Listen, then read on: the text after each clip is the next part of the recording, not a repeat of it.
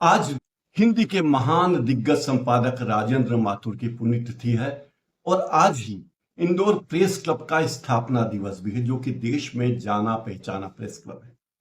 अभी मैं उसके कार्यक्रम में जाने वाला हूं। आज मुझसे एक साथी पत्रकार ने पूछा कि राजेंद्र माथुर की पत्रकारिता को आप कैसे देखते हैं।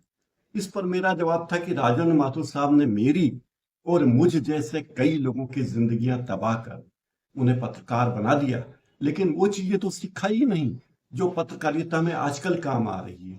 वो पुराने दर्जे के पत्रकार थे, पुराने युग के पत्रकार थे।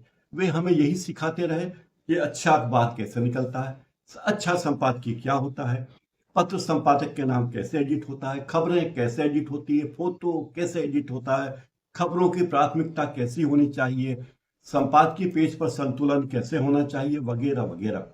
लेकिन उन्होंने यह बताया ही नहीं कि भविष्य तो दलाल पत्रकारों का है। पहले तो तरह तरह के पत्रकार होते थे, जैसे एडिटर इन चीफ होता था जो पूरे अखबार की दिशा तय करता था, संपादकीय लिखता था, नैतिक मानदंड तय करता था। आर्थिक संपादक होते थे जो अर्थव्यवस्था का काम देखते थे, इकोनॉमिक विषयों पर लिखते थे। खेल संपादक होते थे, खेल पत्रकार होते थे जो खेल के बारे में जानकारी रखते हैं। फॉरेन अफेयर्स या इंटरनेशनल अफेयर्स के संपादक होते थे। पॉलिटिकल एडिटर होते थे जो राष्ट्रीय राजनीति को बहुत बारीकी से जानते थे। लोकल एडिटर होते थे, जिला संपादक होते थे, ब्यूरो चीफ होते थे, वगैरह वगैरह। बहुत सारे पत्रकार होते थे। क्राइम के लिए अलग पत्रकार होते थे, अपराधों के लिए अलग होते थे, साहित्यिक पन्नों के लिए अलग संपादक होते थे। जरूरी नहीं कि पूर्णकालिक हो, अंशकालिक भी होते थे। विज्ञान के लिए अलग संपादक होते थे जो विज्ञान, चिकित्सा, पर्यावरण के मुद्दों पर बड़ा ध्यान देते थे। फोटो एडिटर होते थे जो फोटो को बारीकी से समझते थे। कॉपी एडिटर होते थे जो कॉपी ठीक करते थे। ये सारी बातें पुराने जमाने की हो गई, जिसके राजेंद्र माथुर महान गुरु थे। उन्होंने मुझसे और मुझ जैसे कई लोगों को कल्पना ही नहीं कि जो उनका विजन नहीं था, उन्होंने बताया ही नहीं कि क्या हो सकता है। उन्होंने हमें बताया नहीं कि आगे जाकर दलाल पत्रकारिता एक बड़ी विधा हो जाएगी। नेता का, पार्टी का या किसी एक पक्ष का दलाल बनने वाला, खबरों को बेचने वाला, प्रचार करने वाला, पक्षपात रिपोर्टिंग करने वाला दलाल बहुत बड़ा आदमी बन जाएगा। उन्होंने पीआरओ पत्रकारों के बारे में भी नहीं बताया कि पीआरओ हुआ करते हैं। वैसे ही पत्रकार पत्रकारिता के नाम पर सिर्फ सिर्फ और सिर्फ पीआरशिप करते हैं, नेताओं की भड़बूजागिरी करते हैं, अफसरों की भड़बूजागिरी करते हैं। कुछ पत्रकार ब्लैकमेलर होंगे, ये भी उन्होंने नहीं बताया कि इनका काम ही ब्लैकमेलिंग करना है और वो किसी की गलती या कमजोरी का फायदा उठाकर पैसे उठाएंगे और करोड़ों रुपए कमाएंगे। बताया ही नहीं। स्टिंग करेंगे, धोखाधड़ी करेंगे, बताया ही नहीं। ये भी नहीं बताया कि भविष्य में चरण चुंबक या चरण चाट पत्रकार होंगे, सत्ता के चरण चूमेंगे, अत्यधिक चापलूसी करेंगे, अफसरों के पांव छुआ करेंगे, नेताओं के पांव छुआ करेंगे। इस तरह उन्होंने हमें कोई ट्रेनिंग दी ही नहीं कि पत्रकारिता कैसे होगी, कहां होगी, कैसे कैसे बनेगी।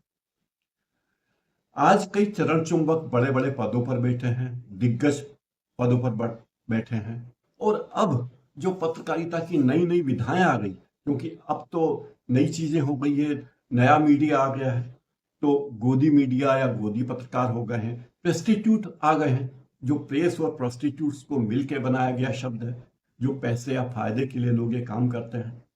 चाटुकार पत्रकार पहले भी थे, लेकिन अब उनका स्टैंडर्ड बहुत अलग और ऊंचा हो गया है। कुछ पत्तलकार होते हैं। पत्तलकार वो होते हैं जो बचा खुचा होता है पत्तल में, वो भी चाटते रहते हैं, उन्हें पत्तलकार पत्र कहते हैं। और कुछ ट्रोल पत्रकार आ गए जो बहस के बजाय केवल ट्रोल करेंगे। आपकी कोई बात पसंद नहीं आई या पसंद आई तो भी केवल गालियां देंगे। वे डिबेट में जाएंगे और तथ्यों के बजाय शोर मचाएंगे। एक और पत्रकार का ग्रुप है जो टीआरपी बटोरने के लिए ही सच्ची झूठी कैसी भी खबरें बनाता है। कारपोरेट के दलाल पत्रकार आ गए आजकल, जो बड़े बड़े कारपोरेट घरानों के हितों की रक्षा करते हैं और यही उनका मुख्य उद्देश्य होता है। एजेंडा को लेकर तो पहले भी पत्रकार थे, पर अब जिस तरीके से एजेंडा पत्रकार आए हैं वो किसी से छुपा नहीं है। और कुछ तो फेक न्यूज की फैक्ट्री चलाने वाले पत्रकार भी हैं। मतलब वो फैक्ट्रीबाज पत्रकार हैं जो फेक न्यूज चलाते हैं, बिना सत्यापन के सही गलत कुछ भी खबरें पेश करना उनका काम हो गया है। जब से ये मल्टीमीडिया जर्नलिज्म आया है, तब से व्हाट्सएप पत्रकारिता शुरू हो गई है। सोशल मीडिया पर ब्लैकमेलिंग करना बहुत आम हो गया है। हाँ, डेटा जर्नलिस्ट का पद आएगा इसकी कल्पना हमें नहीं थी। तो ये सब बदलाव हैं। श्री राजेंद्र माथुर साहब हमारे गुरु हैं, लेकिन गुरुवर आप जहाँ भी हों, आपको सादर नमन।